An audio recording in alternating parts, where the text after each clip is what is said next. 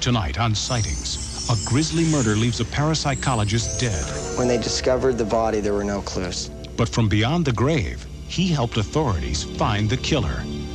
Then, if you think the Bermuda Triangle is the world's only deadly vortex, think again.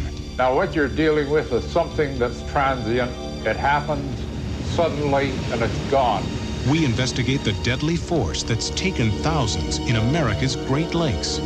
And what psychic miracle gave this woman the incredible power to accurately predict hundreds of earthquakes? Her track record for quakes that she has reported into me has been 70 or 80%.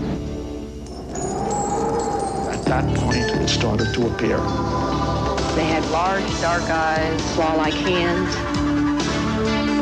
I began sensing and knowing and feeling. I do believe in life after death. I mean, I've been there. We have not scratched the surface of what the mind can do.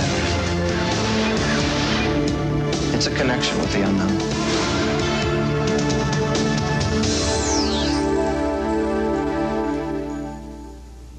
In 1990, psychic Scott Rogo had a horrifying premonition. He saw a man being murdered. The terrifying vision of death haunted his dreams, and most frightening of all was that the murder victim Scott saw was himself. Tragically, it was a premonition that came true. Scott Rogo was internationally recognized as an expert in the paranormal. He was the author of 30 parapsychology books that ranged in subjects from ghosts to premonitions. Ironically, Scott's fatal premonition about his own life would come true. On August 16th, 1990, as a peaceful San Fernando Valley, California sleeps, a grisly murder is taking place. World-renowned parapsychologist Scott Rogo is stabbed to death, his throat slashed. Somebody had come to his house, possibly in the evening, and stabbed Mr. Rogo. Tragically, Scott's accurate premonition was to be his last. When they discovered the body, there were no clues. There was the actual murder weapon found with blood, and right by the wall closest to the body, there was some fingerprints and blood. But that initial evidence did not lead to the killer's identity. Psychics felt the police needed an expert witness, testimony from the dead man himself. I conducted 2 separate investigations. One was akin to a private investigation. The other was a psychic investigation. Psychic researcher Betty Bandy asked some of the world's top psychics to try to contact Scott. And what they found would send the investigation in an important new direction. Psychic Armand Marcotte believes the murder victim told him to check the fingerprints on a glass left at the murder scene. They both had a drink to calm their nerves after the crime was committed. The darker the man, he went to the bathroom and he forgot to wipe his glass and it was left there. I wrote a detailed report of the information given to me by the psychics because a very clear picture did emerge from the psychic report. They went back to the house and did a thorough search of the bathroom. And that's where they found the glass that tied in the present killer that's been convicted and put away since then. That's how they finally came on the path of Mr. Batista. He was convicted of second-degree murder and sentenced, I believe it was 15 years to life. My private belief is that Scott has assisted me in collecting information. Is it possible that Scott Rogo is trying to conduct his own murder investigation from the grave? How else could you explain the psychic's insistence that police re-examine the fingerprints on the glass? And many believe Rogo is still trying to reach out to them because there are still many unanswered questions about the case. The most troubling, that a second murderer is still at large. Psychics won't give up until that killer is found. There's absolutely no doubt in my mind that there was a second suspect. However, at this time, we don't have any idea of who it may be. We don't know race, age. We have no other information of this person. The fingerprint and blood did not match Mr. Batista, the defendant, nor Mr. Rogo. With police at a virtual standstill, we asked psychic detective Nick Nocerino to examine the murder of Scott Rogo. You seem to be interested in Scott Rogo, and he is the person we want to tune into, and we want to find out what happened, and if possible, give you as much information as we can. Nick Nocerino has been a respected psychic investigator for 47 years. He begins a typical murder investigation by visiting the last place the victim was seen alive. Every time I mention his name, I get lots of pain, sharp pain. I don't know whether he's having a heart attack or what's going on. Nick's investigation also takes him to several locations frequented by Scott in the days just before his murder.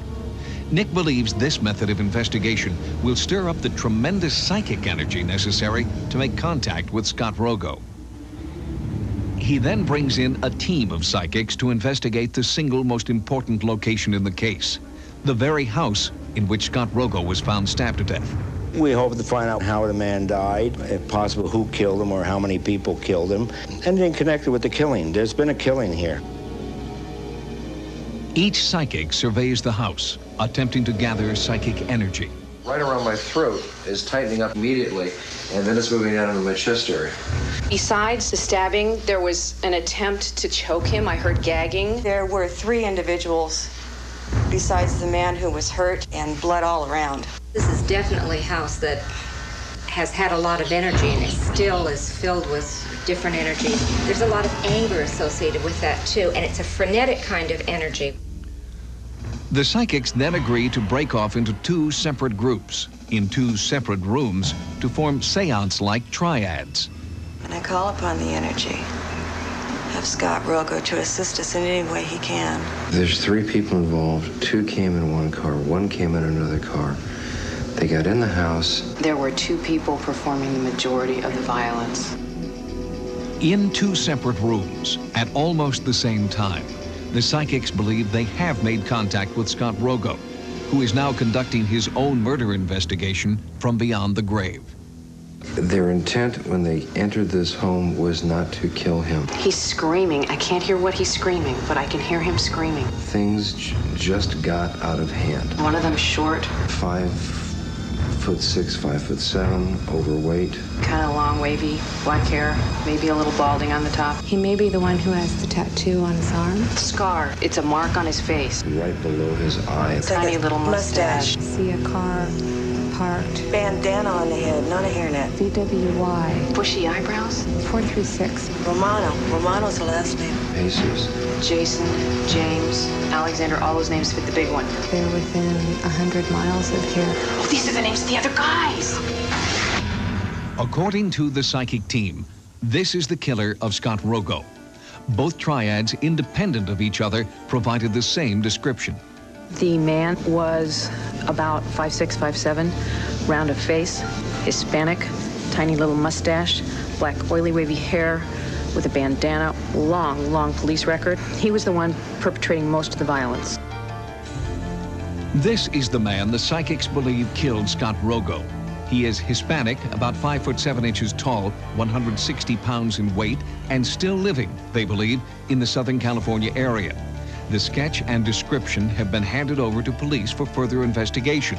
The product, psychics believe, of Scott Rogo's ghostly communication about the face behind the bloody handprint.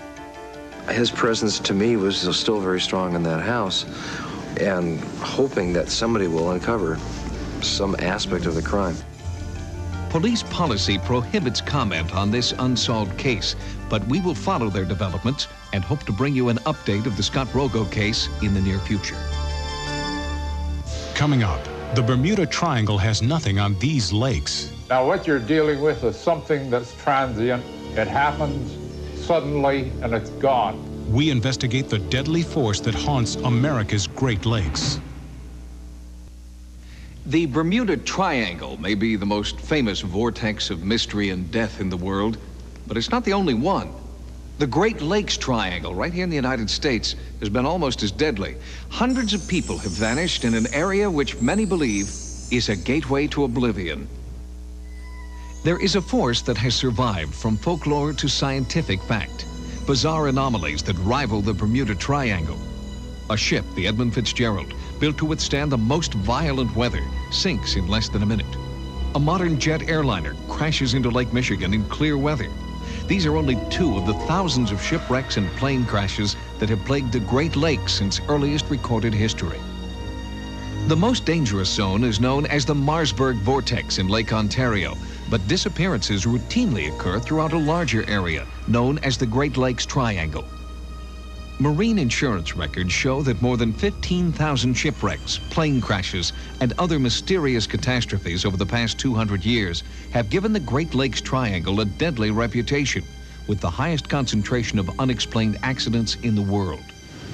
With Marysburg, what you get is exactly the same type of things. You're getting down in around the Bermuda Triangle, disappearing people, disappearing ships and that. We have found that there is at least one major link between all these crashes and disappearances. The ever-present magnetic fields which wrap the Earth appear to act differently in the Great Lakes Triangle. A compass reading on one day can be totally different the next, making critical navigational systems inoperative. We found, even using 3 separate compasses, all the readings being very much similar, that when we plotted that on a chart, we were nowhere near. One case, we were a quarter mile on shore, and yet we're 5 miles physically on the boat offshore.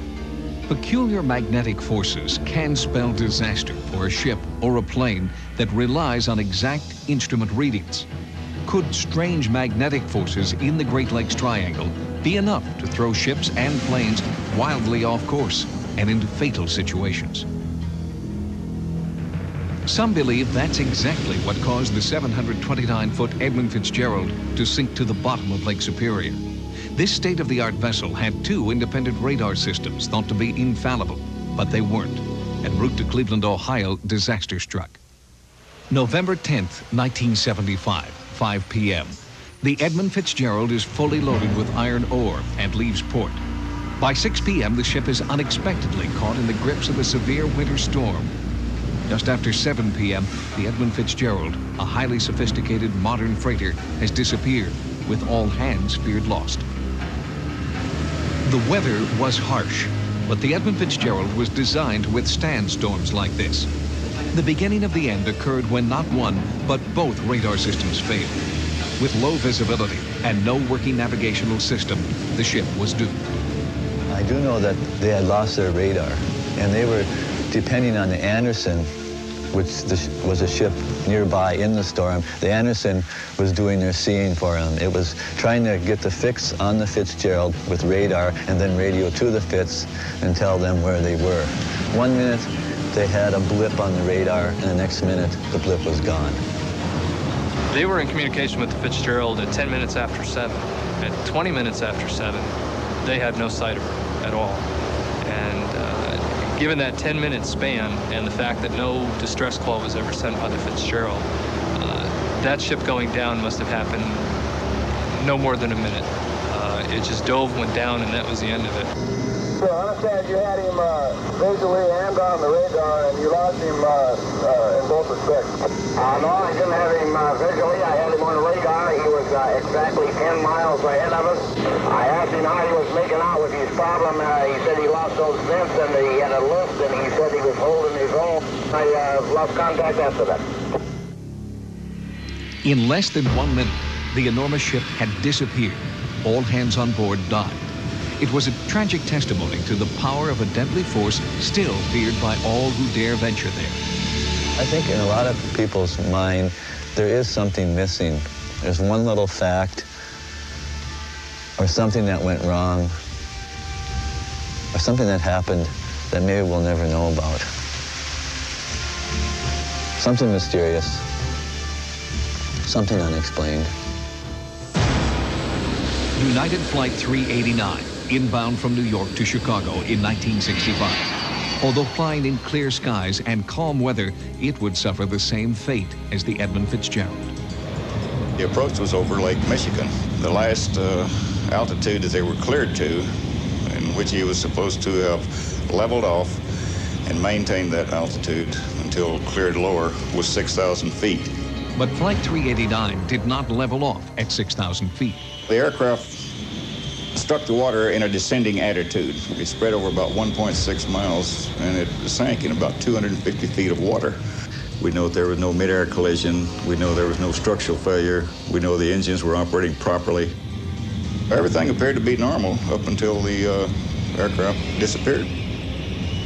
Unpredictable magnetic energies that ripple through the entire 100,000 square mile area of the Great Lakes may explain what happened.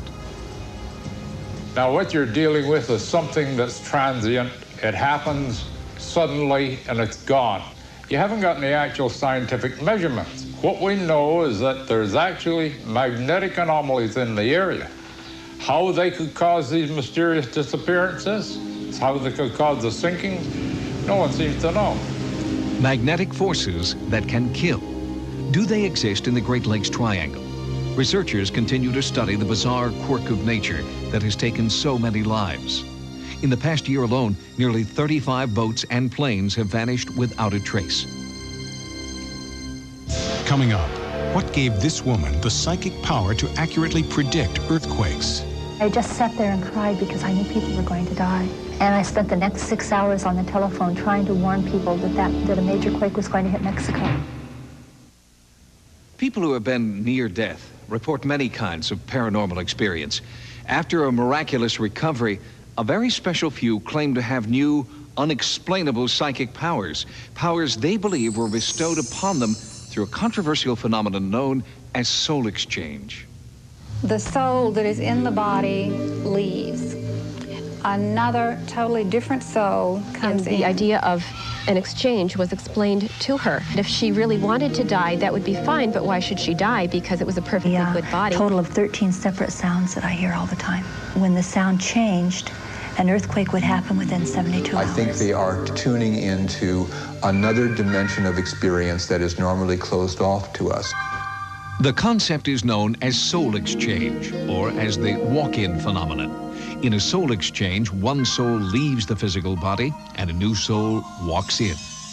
Well, a walk-in is a highly developed soul from previous lifetimes who has earned the right, if he wants to come into an adult body to complete a project that he would like to do. The walk-in, or soul exchange, occurs at a time of personal crisis. Individuals recount feelings of severe physical or emotional pain, even a death wish. After the transformation, they experience profound changes in their lives. I took all the pills in the bottle and drank some of the alcohol. The headache was so bad that my insides ached. All I said was, I want out. I want the pain to stop. The purpose of a soul exchange is always to have a being come into a body that is more highly evolved and is coming here for the purpose of helping the earth evolve. For a precious few, the supposed soul exchange triggers miraculous, new, and unexplainable talents. Charlotte King's experience has been remarkable. In December of '76, I overdosed on a combination of Valium and brandy. But fortunately, I guess I didn't take enough to give me a fatal overdose, but I was in a real bad state for quite a few hours. And I heard the word that the doctor had admitted me and that I would have to stay there. And I was in kind of a drugged sleep, a very drugged sleep. And a few hours later, I all of a sudden became real full of energy, just a burst of energy. Charlotte believes she left the hospital literally a new person, one with an uncanny talent to predict violent seismic activity around the world. She began to hear sounds no one else could hear and had nearly unbearable pains throughout her body. In the way that I predict the earthquakes, the way that I forecast the earthquakes, is through the sound, and the combination of sound and pain tells me where the earthquake will take place. But her newfound talent was emotionally painful. In 1985, she sensed a quake in Mexico City, but no one would listen. I was working at a computer company in Sacramento in 1985 in September, and I began having headaches. And I went to my boss, Paul, and I said, Paul, I've got to go home. He said, why? I said, there's going to be a major earthquake. And he said, where? And I said, Mexico. And he said, there better be. And I went home. And I spent the next 6 hours on the telephone trying to warn people that a major quake was going to hit Mexico. Nobody was interested. Nobody cared. And I just sat there and cried because I knew people were going to die, and there was nothing I could do about it. As the sounds and pain persisted, Charlotte got in touch with Christopher Dodge at the Library of Congress. He began tracking her predictions as part of Project Migraine. It was absolutely understood from the very beginning that Charlotte must call me up before the earthquake, and that it must be recorded and it must be witnessed. And of course, I felt sure that those restrictions would thoroughly discourage her from undertaking to do something like that.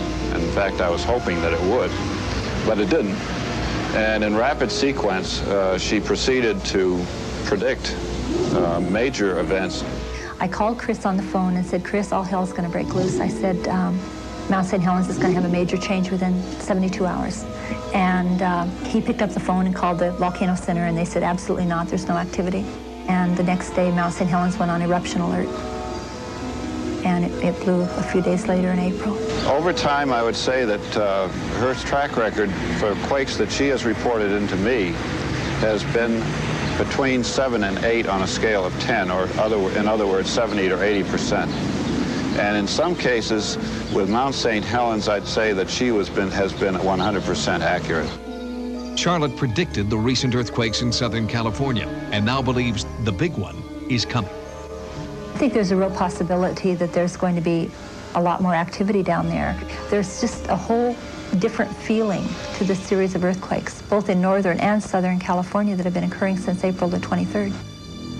Charlotte believes her amazing predictions are due to a soul exchange. Skeptics doubt that soul exchange exists, but Charlotte's 70% accuracy rate is testimony to the transformation in her life. Thanks for joining us. For Sightings, I'm Tim White. Good night.